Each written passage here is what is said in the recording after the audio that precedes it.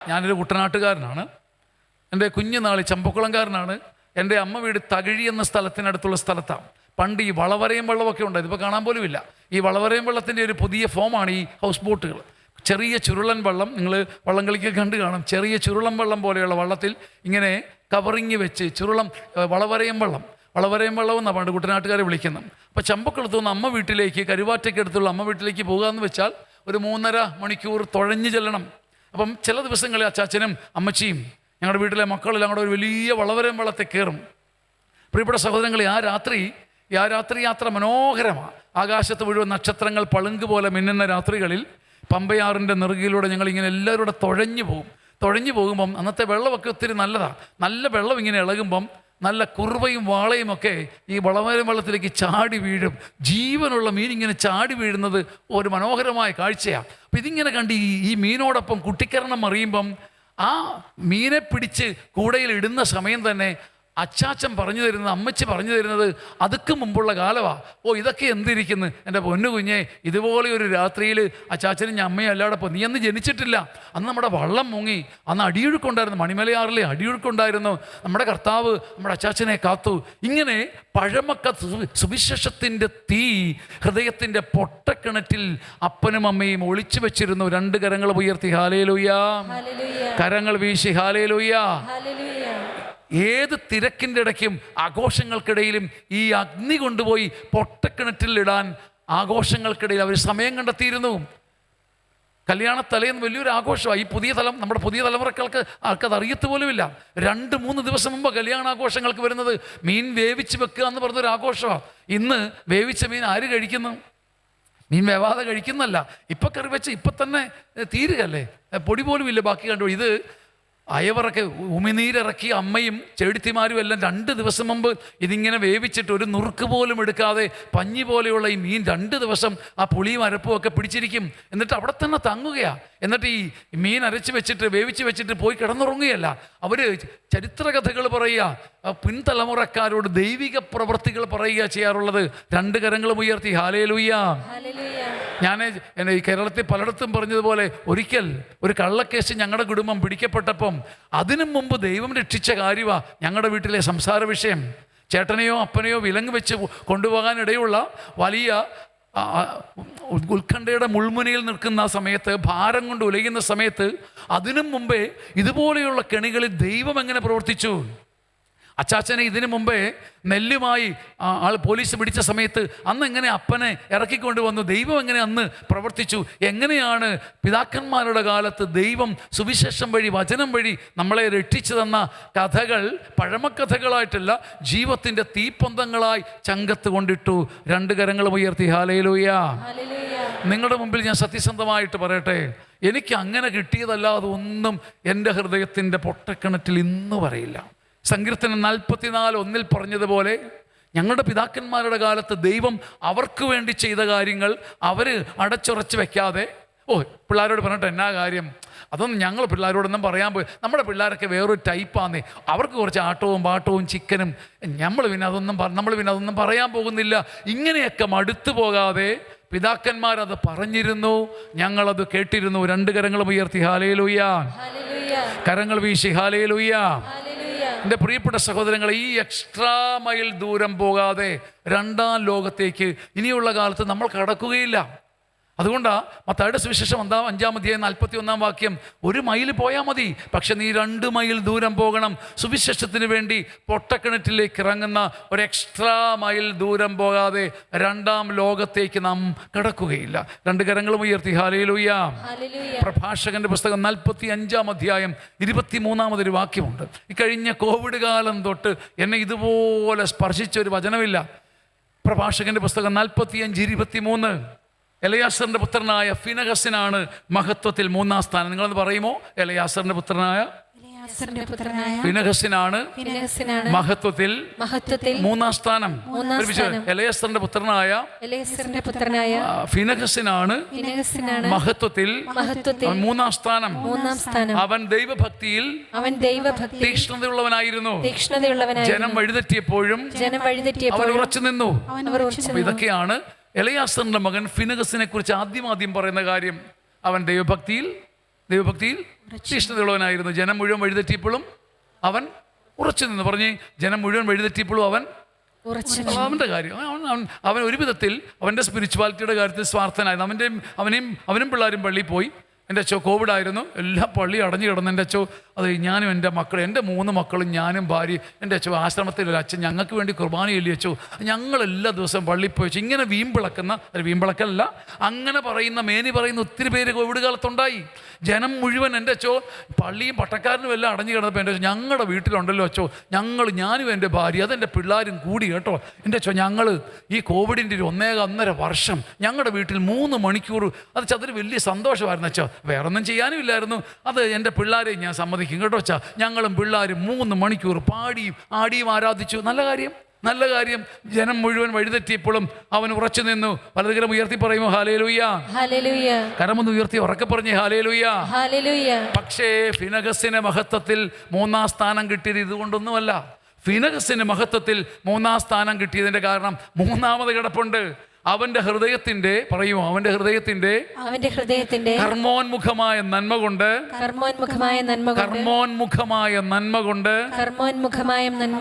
ഇസ്രായേലിന്റെ പാപങ്ങൾക്ക് അവൻ പരിഹാരം അനുഷ്ഠിച്ചു. ഉയർത്തിപ്പിടിക്കും. അവന്റെ ഹൃദയത്തിന്റെ കർമ്മോന്മുഖമായ നന്മ കൊണ്ട്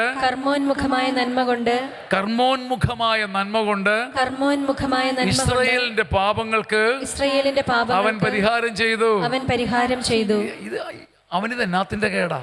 അവന്റെ പിള്ളേരെയും കൊണ്ട് അവൻ പള്ളിയിൽ പോകുന്നുണ്ടല്ലോ, അവൻ ഉപവസിക്കുന്നുണ്ടല്ലോ, അവന് ദൈവഭക്തിയുണ്ട്. അയ്യോ ഈ ഭൂമിയിൽ ആർക്കാ ദൈവഭക്തി ഉള്ളത്? പക്ഷേ തോമാച്ചനും മക്കൾക്ക് നല്ല ദൈവഭക്തിയാ. നല്ല കാര്യം. തോമാച്ചനും മക്കളും കുർബാന മുടക്കാറില്ല. എൻ്റെ ചെന്നാ മഴയാണെങ്കിലും ഇടിയാണെങ്കിലും കൊടുങ്കാറ്റാണെങ്കിലും തോമാച്ചനും മക്കളും പള്ളി വരും. നല്ല കാര്യം. കാരണം ആധ്യാത്മികതയുടെ സ്വാർത്ഥത അതൊക്കെ, സെൽഫിഷ് ഫോം ഓഫ് സ്പിരിച്വാലിറ്റി. അവനും പിള്ളേരും പള്ളി വരുന്നുണ്ട്, അവരും പിള്ളേരും ആരാധിക്കുന്നുണ്ട്, അവരും പിള്ളേരും ദശാംശം കൊടുക്കുന്നുണ്ട്. കാരണം അവരുടെ ആത്മാവ് നഷ്ടപ്പെടാതിരിക്കാൻ. ഇതാണ് ആധ്യാത്മികതയിലെ സ്വാർത്ഥത. ഇന്നും ആത്മരക്ഷ എന്ന് കരുതുന്നത് വളരെ സൂക്ഷിച്ചില്ലെങ്കിൽ സെൽഫിഷ്നെസ് ഇൻ സ്പിരിച്വാലിറ്റിയാ. ഞാനും എൻ്റെ പിള്ളേരും ദാനം ചെയ്യുന്നു, ഞങ്ങൾ പ്രാർത്ഥിക്കുന്നു. ഇന്ന് ഈ കാലഘട്ടത്തിൽ ആത്മരക്ഷ ഒരു ആത്മീയ സ്വാർത്ഥതയായി തുടരാനിടയുണ്ട്. ഈ ആത്മീയ സ്വാർത്ഥതയാണ് ഫിനഹസ് വെട്ടിക്കളഞ്ഞത്. ഒരുമിച്ച് പറയുമോ ഹല്ലേലൂയ. അവൻ്റെയും പിള്ളേരുടെയും ഭക്തിയുടെയും പ്രാർത്ഥനയുടെയും ദാനധർമ്മത്തിൻ്റെയും ആ കുടുക്കിൽക്ക് പെട്ടുപോകാതെ ഒരു ആവശ്യവുമില്ല. എന്തിനാന്നേ? ഇസ്രായേലിൻ്റെ മുഴുവൻ പാപങ്ങൾക്ക് ഈ മനുഷ്യൻ മുട്ടുകുത്തി പരിഹാരം ചെയ്തു.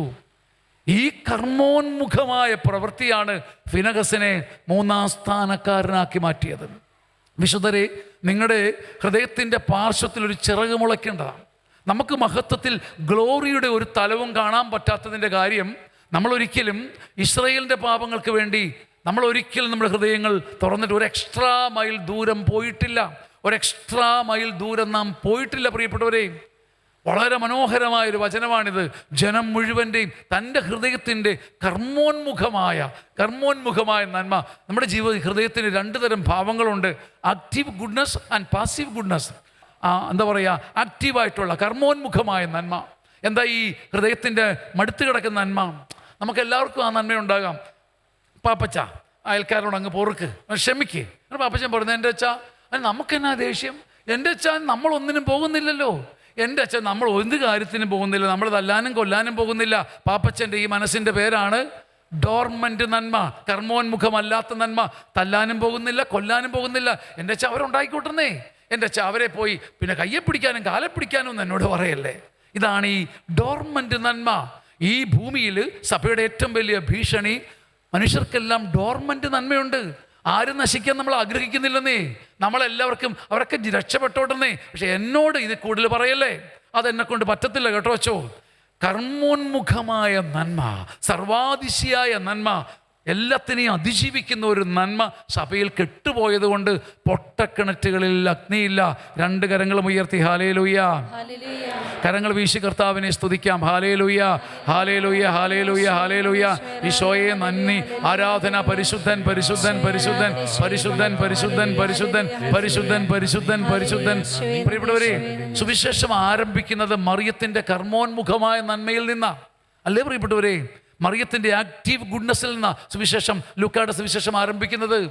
മറിയാമിന് ധൂപത്തിൻ്റെ നടുവിൽ, വെള്ളിപ്രകാശത്തിൻ്റെ നടുവിൽ, വിസ്മയകരമായ തേജസ്സിൻ്റെ നടുവിൽ ദൂതൻ്റെ അരുളപ്പാട് കിട്ടി. അതും പൊതിഞ്ഞു പിടിച്ച് ആത്മാവിൻ്റെ അടിത്തട്ടിൽ പ്രാർത്ഥിച്ച് ജപിച്ച് മറിയാമിന് ഇരുന്നാൽ പോരെ? തീർച്ചയായും മതി. പക്ഷെ മറിയാം ഇറങ്ങുകയാണ്. അവൾക്ക് പോകാതിരിക്കാൻ പറ്റില്ല, അവൾക്ക് ഇറങ്ങി ഓടാതിരിക്കാൻ പറ്റില്ല. സുവിശേഷം പറയുന്നത് മുഴുവൻ കർമ്മോന്മുഖമായ നന്മയാ, എക്സ്ട്രാ മൈലോടുന്ന നന്മ, എക്സ്ട്രാ മൈലോടുന്ന നന്മ. അതുകൊണ്ടാണ് സമരിയാക്കാരൻ്റെ ഉപമയിൽ ഞാൻ അവർക്കത് ചെയ്തു കൊടുത്താൽ ഞങ്ങൾക്കെന്ത് പറ്റുമെന്ന് പുരോഹിതനും ലേവായനും നെഞ്ചടിപ്പ് കൂടിയപ്പം ഞാനിത് അവന് ചെയ്തു കൊടുത്തില്ലെങ്കിൽ അവനെന്ത് സംഭവിച്ചേക്കുമെന്നോർത്ത് ചങ്ക് പിടച്ചിട്ട് എനിക്കത് ചെയ്യാതിരിക്കാൻ പറ്റില്ല. ഇംഗ്ലീഷിലൊരു ചൊല്ലുണ്ട്, can I be of any help to you? ഇംഗ്ലീഷിലെ മനോഹരമായൊരു ചൊല്ല, എനിക്ക് താങ്കൾക്ക് വേണ്ടി എന്തെങ്കിലും ചെയ്തു തരാൻ അടിയന് പറ്റുമോ? ഇതാണ് സുവിശേഷത്തിന്റെ നന്മ. രണ്ട് കരങ്ങളും ഉയർത്തി ഹല്ലേലൂയ, സ്വരമുയർത്തി ഹല്ലേലൂയ, എല്ലാവരും ചേർന്ന് ഹല്ലേലൂയ.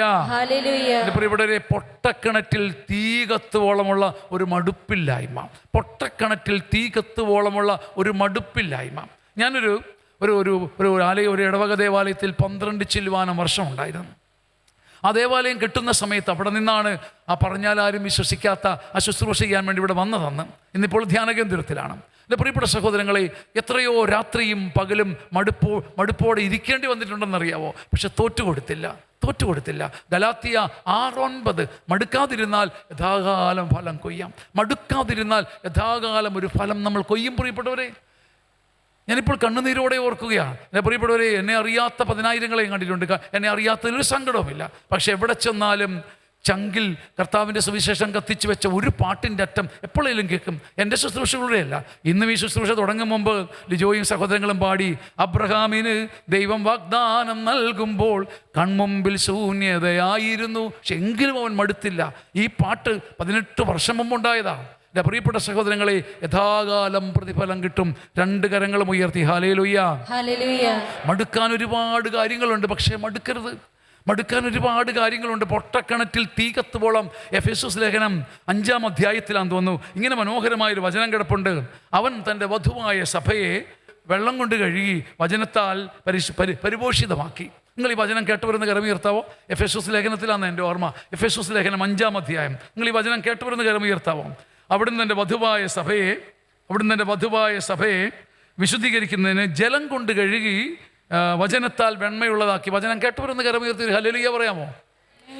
എനിക്ക് ഈ വചനം കേട്ടപ്പോൾ ആദ്യം ചിരിയും പിന്നെ പുച്ഛവും പിന്നെ മടുപ്പും ഉണ്ടായി. ആദ്യം ചിരിയും പിന്നെ പുച്ഛവും മടുപ്പും ഉണ്ടാകാൻ കാര്യം, ഞാൻ എൻ്റെ കുഞ്ഞുനാൾ തൊട്ട് കേട്ടിരിക്കുന്ന ഈശോ മിശിഹ നമ്മളെ രക്തം കൊണ്ട് കഴിയുന്ന, എൻ്റെ വല്ലച്ചാതി ഈ പൗലോസ്ലീഹായ്ക്ക് ഇഷ്ടമുള്ളതൊക്കെ പറയാമെന്നാണ്, എനിക്കറിയില്ല. വെള്ളം കൊണ്ട് കഴിയുന്നൊക്കെ ഒരു മനസാക്ഷി കുത്തില്ലാതെ പറഞ്ഞിരിക്കുക. ചോര കൊണ്ട് കഴുകുന്ന എൻ്റെ കുഞ്ഞുനാൾ തൊട്ട് കേട്ടിരിക്കുന്നത് പൗലോസ് പക്ഷെ നല്ല മണിമണിയായിട്ട് പറയുന്നു, വെള്ളം കൊണ്ട് കഴുകി. ഞാനെനിക്ക് അത് കേട്ടപ്പോൾ ചിരി വന്നു, പിന്നീടൊരു പുച്ഛം തോന്നി, പിന്നീട് എന്താ പറയുക, മടുപ്പ് തോന്നി. എഫെസോസ് ലേഖനം 5:26, അവൻ തൻ്റെ വധുവായ സഭയെ വിശുദ്ധീകരിക്കാൻ വെള്ളം കൊണ്ട് കഴുകി. വലതുകരം ഉയർത്തി പറയുമോ ഹല്ലേലൂയ? വെള്ളം കൊണ്ട് കഴുകി പറയുമോ? വെള്ളം കൊണ്ട്, ആ വചനം എന്ന് പറയോ, വെള്ളം കൊണ്ട് കഴുകി. പറഞ്ഞേ, വെള്ളം കൊണ്ട് കഴുകി. ചോര കൊണ്ട് കഴുകി എന്നല്ല പറയുന്നത്. ഞാനിതിനെക്കുറിച്ച് പിന്നീട് ഇങ്ങനെ ദൈവസന്നിധിയിൽ എളിമപ്പെട്ടപ്പം ഞാനൊരു ദൂത് കേൾക്കാം. എൻ്റെ പുരോഹിതദാസ, എൻ്റെ പൊട്ടൻ കുഞ്ഞേ, നിൻ്റെ കൊച്ചു ബുദ്ധി കൊണ്ടാണ് നിനക്കിങ്ങനെ മടുപ്പ് തോന്നുന്നത്. അപ്പം എൻ്റെ പൊന്നു കുഞ്ഞേ, ചോര കൊണ്ട് ഞാൻ എപ്പോഴേ കഴുകി. I have washed you with my blood already ഞാൻ കഴുകിക്കഴിഞ്ഞു. ഇനി എന്നെ കുത്തിയാലും ചാണ്ടിയാലും മെതിച്ചാലും ചതച്ചാലും ചക്കിലിട്ട് ഉടച്ചാലും എനിക്കിനി ചോര തരാനില്ല കുഞ്ഞേ. That I have shed it for you. ഞാൻ ഓൾറെഡി തന്നു. എങ്കിലും എൻ്റെ കോശത്തിലും പേശിയിലും എൻ്റെ മാംസത്തിലും ബാക്കി ഉണ്ടായിരുന്ന ജീവരസം എൻ്റെ വിലാവിൻ്റെ വഴിത്താരയിലൂടെ ഞാൻ തുറന്നു കൊടുത്തു. എന്നെ കുത്തിയപ്പം എനിക്ക് വേണേൽ പറയാം, നീ കുത്തുകയോ നിലത്തിട്ട് ചവിട്ടുകയോ പിച്ചിക്കീറുകയോ ചതയ്ക്കുകയോ ഇടിക്കുകയോ, എൻ്റെ പൊന്നുകുഞ്ഞെ, ഇതിൽ കൂടുതൽ ഒന്നും ചെയ്യാൻ കർത്താവായ എനിക്ക് പറ്റില്ല. നമ്മൾ തരാനുള്ളതെല്ലാം തന്നു. ഞാൻ അവിടെ സുല്ലിട്ടില്ല, ഞാൻ അവിടെ മടുത്തില്ല. എൻ്റെ ചോര മുഴുവൻ ഒഴുക്കിയിട്ടും മടുക്കാത്ത മനസ്സോടെ വിലാവിൻ്റെ ആനവാതിലൂടെ എൻ്റെ മാംസത്തിലും നാഡീകോശങ്ങളിലും ബാക്കി നിന്ന ജലരാശിയെ ഞാൻ ഒരുമിച്ച് എൻ്റെ വിലാവിലൂടെ ഒഴുക്കിയപ്പം അല്പം ചോരമയം കൂടെ ഉണ്ടായിരുന്നു. രണ്ട് കരങ്ങളും ഉയർത്തിപ്പിടിക്കാം ഹല്ലേലൂയ. ചില പൊട്ടക്കിണറുകളിൽ അഗ്നി കത്തുവോളം ചില എക്സ്ട്രാ മൈൽ ദൂരങ്ങൾ നമ്മൾ നടക്കണം. 2 മൈൽ ദൂരം നടക്കാതെ 2-ാം ലോകത്തേക്ക് ആരും ഈ കാലഘട്ടത്തിൽ പ്രവേശിക്കില്ല. ഒരു പൊട്ടക്കിണറ്റിലെങ്കിലും അഗ്നി കത്തണമെങ്കിൽ ആരെങ്കിലും ബലിപീഠത്തിലേക്ക് ഓടണം. പ്രിയപ്പെട്ടവരെ, ബലിപീഠത്തിലെ അഗ്നി എടുക്കുകയും ഒരാൾ മതി. ഒരുപാട് പേര് വേണമെന്നില്ല, ഒരാൾ മതി. ജോഷ്വായുടെ പുസ്തകം 23:10 നിങ്ങളിൽ ഒരുവനെ കൊണ്ട് ആയിരങ്ങളെ തുരത്തുന്നു. നിങ്ങളിൽ ഒരുവനെ കൊണ്ട്. ഈ കഴിഞ്ഞ 7 വർഷങ്ങളിൽ സുവിശേഷ വേല ഞാൻ എവിടെയത് ഇടവകയിൽ ചെന്നാലും ആരംഭിക്കുന്നത് ഇങ്ങനെയാണ്. ഈ ഇടവക മുഴുവൻ, ഈ ഇരിക്കുന്ന 150 പേര്, 500 പേര്, ഈ ഇടവകയിലെ 1500 പേര് മുഴുവനും ഈ സുവിശേഷ വേല കൊണ്ട് മാറിയില്ലെങ്കിലും ദുഃഖിക്കേണ്ട, നമ്പരപ്പെടേണ്ട. നിങ്ങൾ ഒരാൾ ബലിപീഠത്തിൽ അഗ്നിയെടുത്ത് പൊട്ടക്കിണറ്റിൽ ഇട്ടാൽ ഒരിക്കൽ മേഘം വരെ അഗ്നിയാളി കത്തും.